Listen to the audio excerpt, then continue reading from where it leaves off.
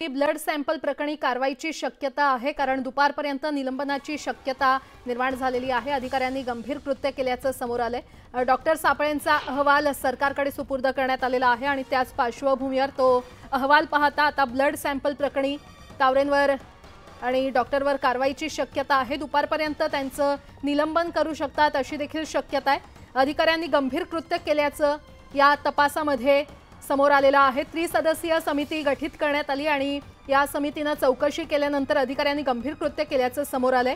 Sassoon रुग्णालयातील 3 जणांवर या प्रकरणात हात असल्याचा आरोप या अहवालातून समोर येतोय।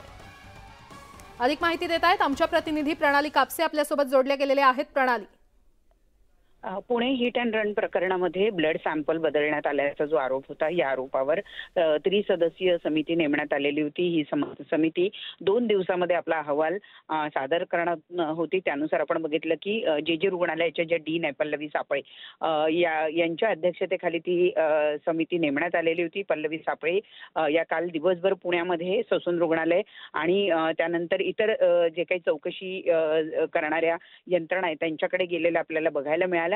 आज त्यांचा अहवाल सादर झालेला आहे। त्यानुसार दुपारपर्यंत ही कारवाई अपेक्षित आहे। या 3 जणांवर या प्रकरणामध्ये गंभीर आरोप करण्यात आलेले होते आणि त्याची सिद्धता जर झालेली असेल या अहवालामध्ये तर त्यांना बडतर्फ केलं जाईल अशी शक्यता आहे या 3घांनाही आणि त्या दृष्टीनं दुपारपर्यंत पावलं उचलली जातील असं कळत आहे।